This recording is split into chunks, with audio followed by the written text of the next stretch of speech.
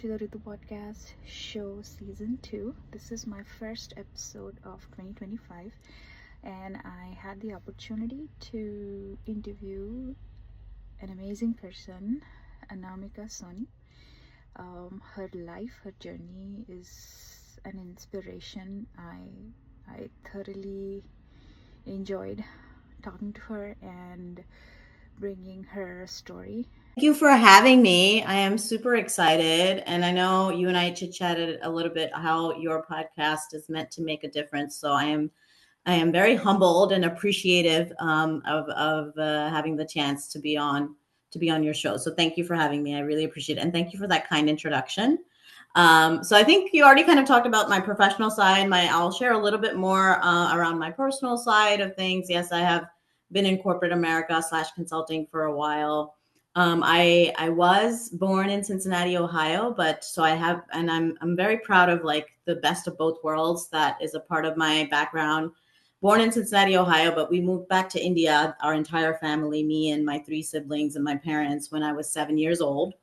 And so 7 to 19, I spent in India. So I was Wow. able to get all that cultural, intake and that being able to live in India and see that culture.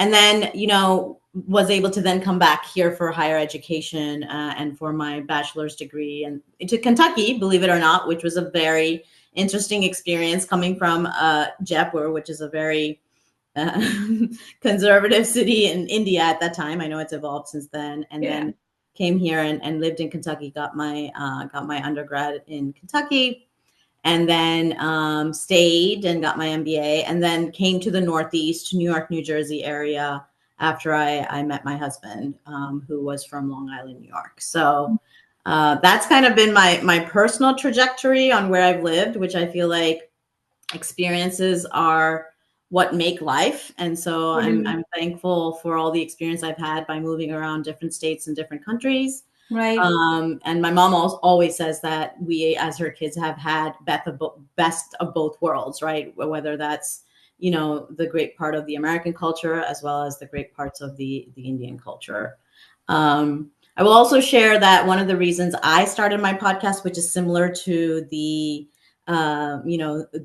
motivation to your podcast, is that my son was born with a brain injury. And during that time, I went through a very rough time. He was, in the NICU for 6 weeks. His prognosis was very challenging. Like the doctors told me that he'd always have issues, which, he's an amazing guy, flourishing in his own way. But yeah, he's unique. He's in a wheelchair. He communicates in a unique way, but happy kid. The two things that matter in life, affection and cognition, he has down. And I'm really thankful for that. But after he was born, it took me a good 2 years to even have the courage to accept it. That was kind of phase one. And then once I accepted it, I realized talking about my story and sharing my story was like the best thing I could have ever done. Not just for myself, of course, for myself, it was the best thing I did because I came out and shared the story and it just felt liberating and I felt supported and I felt the love. And then on the other hand, there was always a story on the other side, like you're doing, right? So, and there was always a story that further motivated and further inspired other people. So that was kind of the motivation for me to start a podcast as well, which I'm on a bit of a hiatus right now, and hopefully I'll be able to come back to it. Right. But that's kind of a little bit more about me. So. Good, good. No, thank you for sharing that, Anamika, for my viewers. And I personally have followed your story through your Instagram pages and your podcasts, and I have known your story, and I think your journey is awe-inspiring. I mean, that's just an understatement because, with the adversity, sort of adversity that you have faced, is it's not easy to overcome, and it takes a lot of courage and work and effort that one must do on themselves to overcome that and like come out with what you have achieved, with the life that you're living and with your podcast and work and being a proud mom to your Yeah. to your son. So Yeah. I think people will really relate with your story and admire it. just as much as I have. So thank you for Thank sharing you. that, Anamika. So let's just get right into our podcast, Anamika. We have a lot to catch up, and we don't have much time. And I know your story journey is very insightful, so I don't want to take any more time before we delve right into it. So my first question to you, Anamika, is a very obvious one.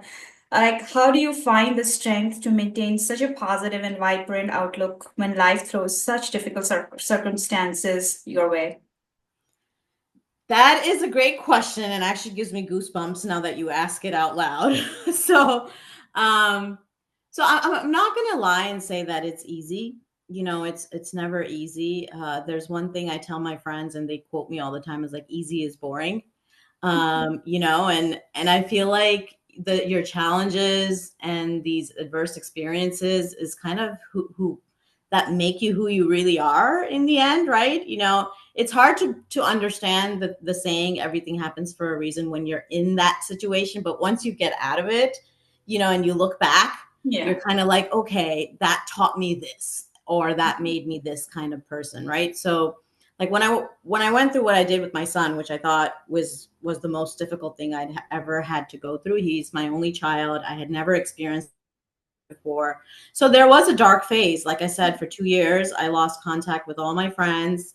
I just stayed in the house. I don't think I ever got out of pajamas. I wore pajamas for 2 years. Like I was, you know, the only thing I was also the breadwinner of my family at that time because my husband had a neurological condition called multiple sclerosis. And so he was on disability and he was on a scooter. So the only reason I eventually had to force myself to get out is I had to go back and earn a living to support my family.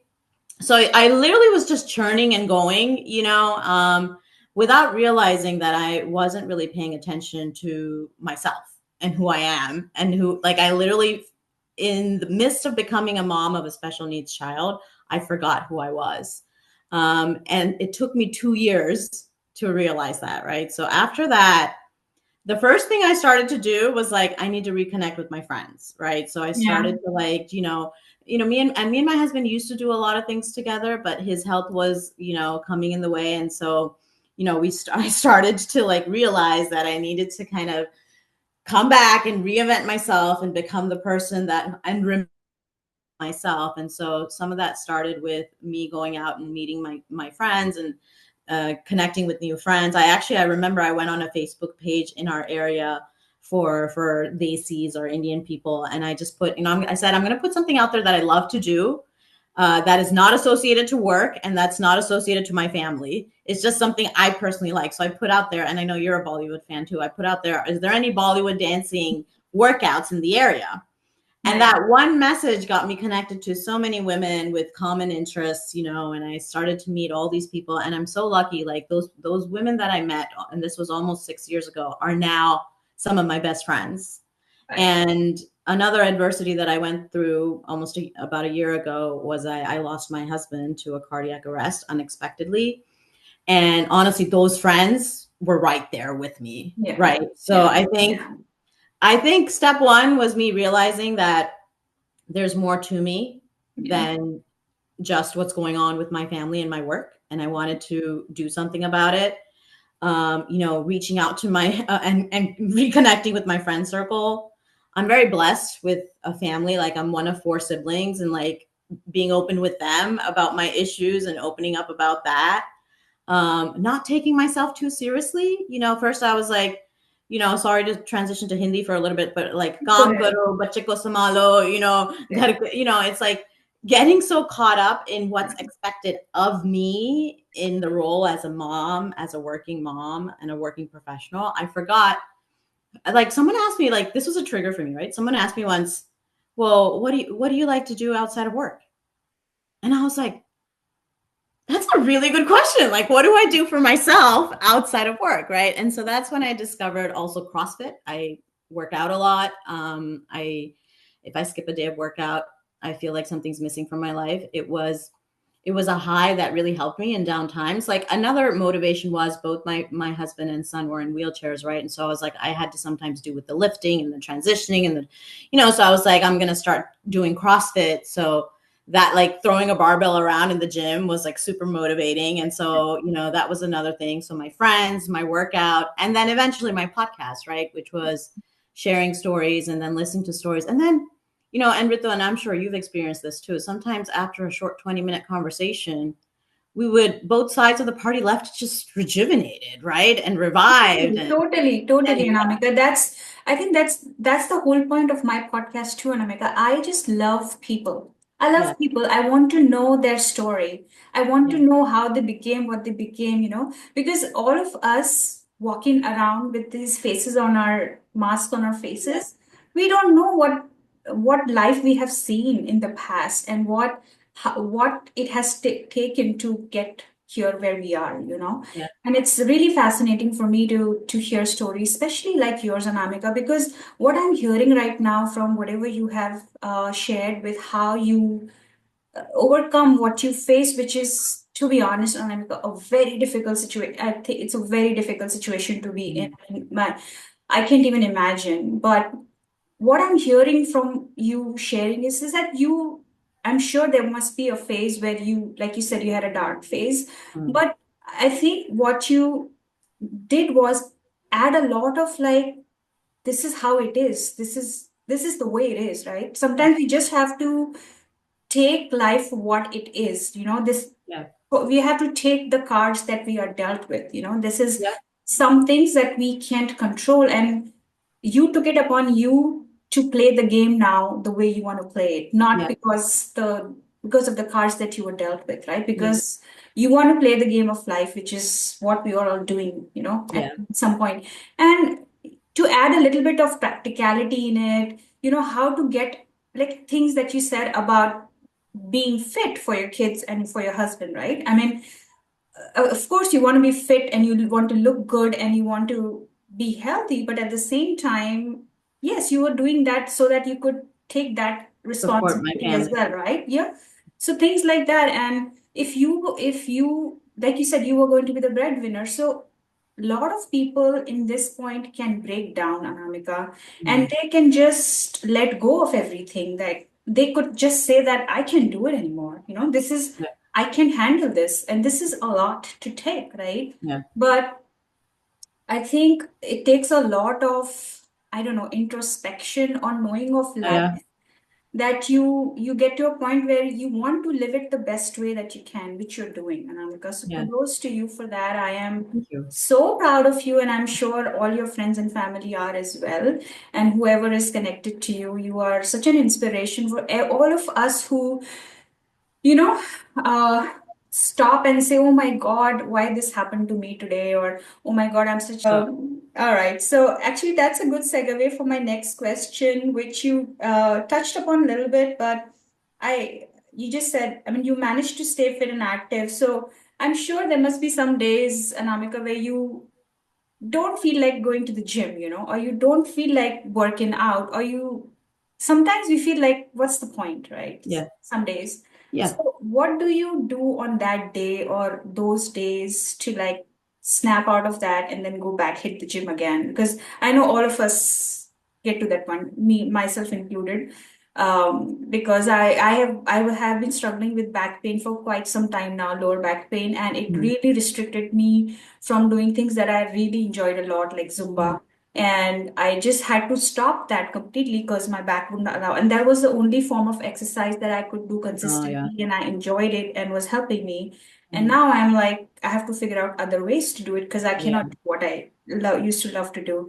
Mhm, So, yeah, I mean, it took me some time to get to a point, wow, Ritu, this is not for you anymore. So now you have to find another way to, because you have to keep active and keep fit.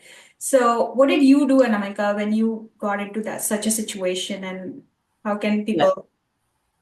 Yeah, I'm say that if I could, if you don't mind, if I could start with what does make me want to go to the gym every morning, and I tell my friends this all the time too, my close friends, Yeah, is that you have to make yourself a number one priority, and this is not selfish. This is not, it's like, because if you don't have your health and if you don't feel good about yourself, everything else is secondary. Your yeah, kids, your spouse, your family, like you cannot pour from an empty cup, so the when I wake up in the morning and I say, what can I do for myself today to make sure that I can be my best self, that's what motivates me every morning to go to the gym, right? I have to make myself a priority. Am I not If I'm not going to do that one thing for myself during the day, then you're not ready to take care of anything else, right? So that's one thing that I truly believe in, and it helps me and motivates me every morning. I will say I have my days, right? I have my weak moments all the time, and I'm humble enough to admit that I have them quite a bit, and it happens. Just yesterday, I'll use yesterday as an example. I couldn't get out of bed because I was having flashbacks of the day my husband passed. I was not feeling 100%. I was feeling down. I didn't want to do anything. I did not make it to the gym. There was all these things.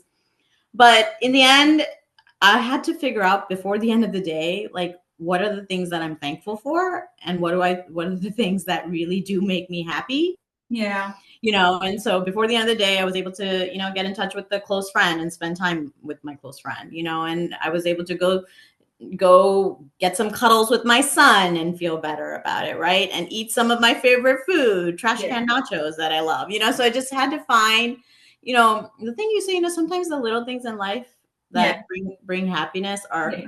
are the only things you need to snap out of things. It Yeah. was a rough day for me, and I was like, it was a rough day for me. And then I was getting these messages from my friends randomly, like, about like a fun time that we had together. Like, so that kind of like just happened too. So, by the end of the day, I was able to like snap out of it and gather myself. But, when I have those weak moments, and I have this sign outside of my shower door, it's a heart and an infinity. So Mm. the heart stands for and the people I love, and my infinity stands for my achievements and my goals. Mm. And so I can see it in my shower every morning, and it reminds me to be grateful of the things that I love, right? Yeah. So because I had stopped, to be totally honest here, I had stopped praying for a little bit. I had stopped, I still believe in a superpower. I'm not necessarily religious, but I believe in a superpower. But I had stopped like praying when things happened with my son and when things kept getting worse with my husband.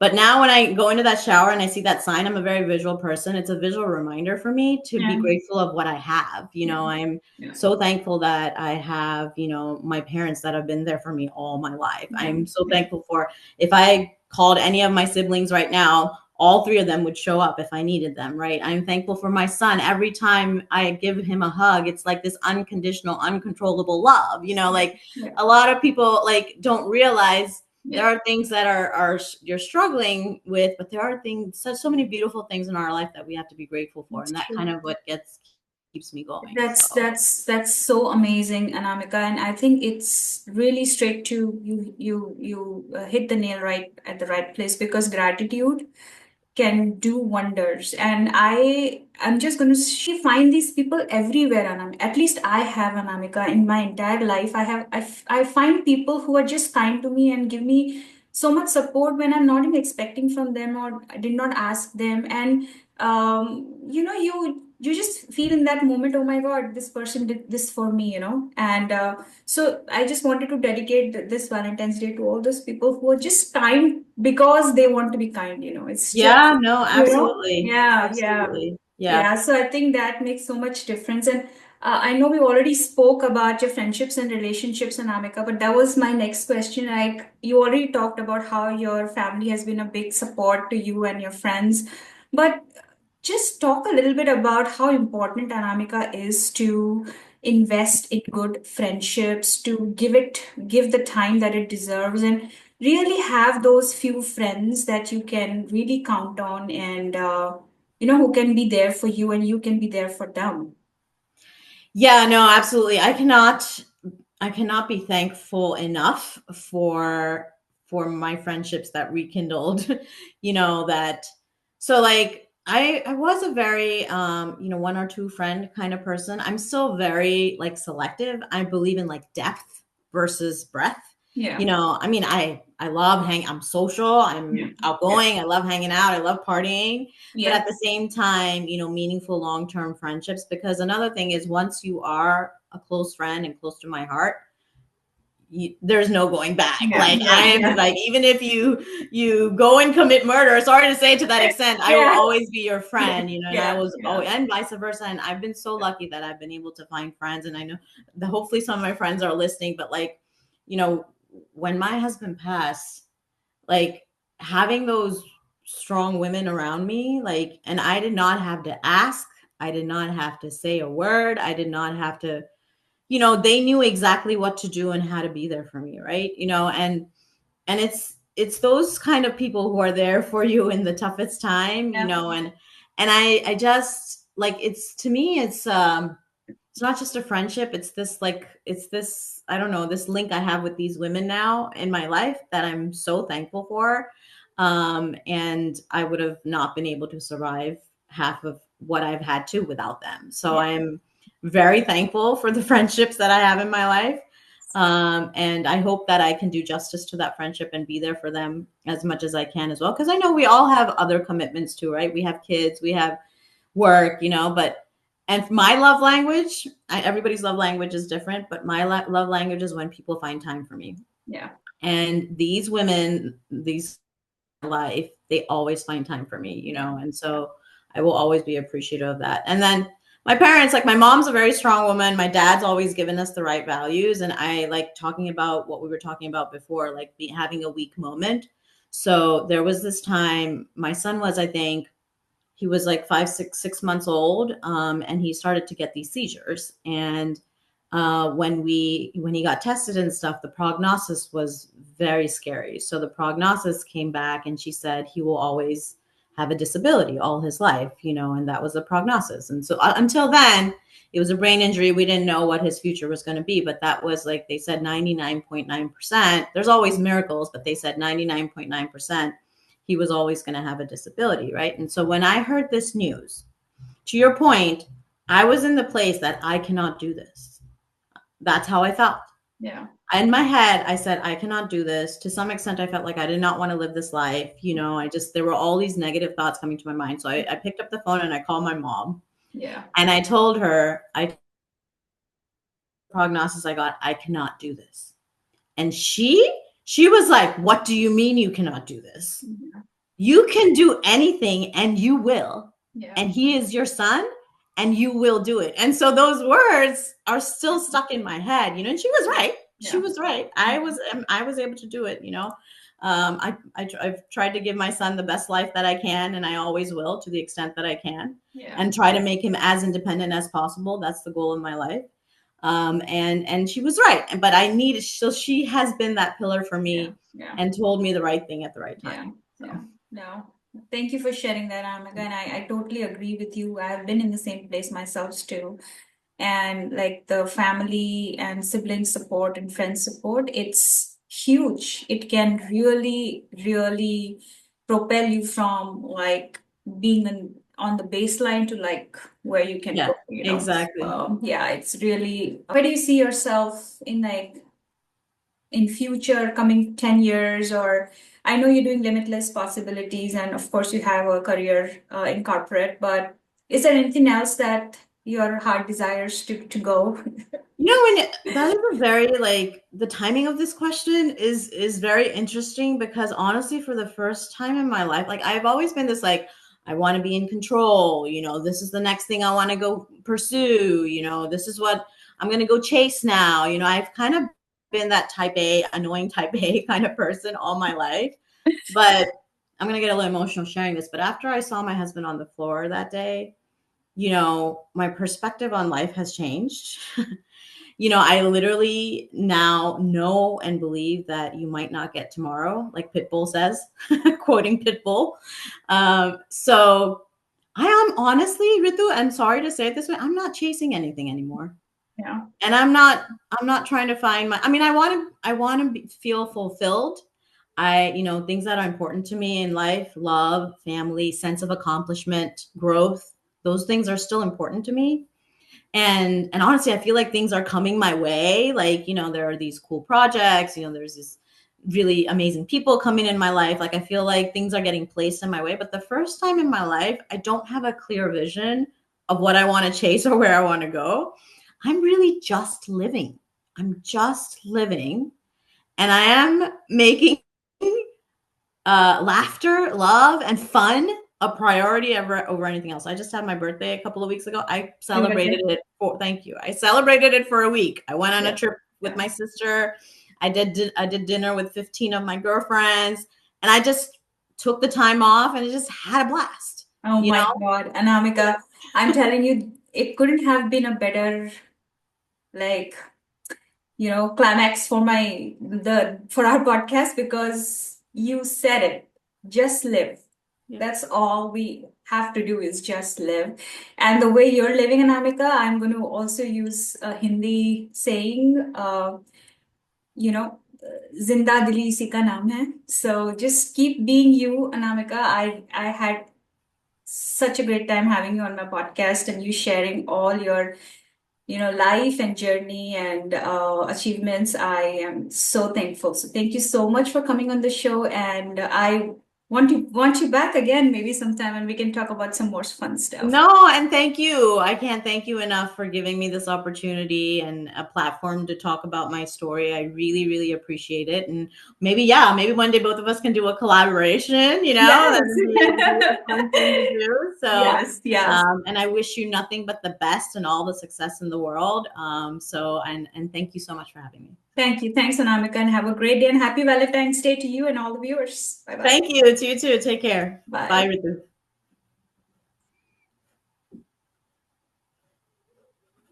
I don't know how to stop recording. There we go.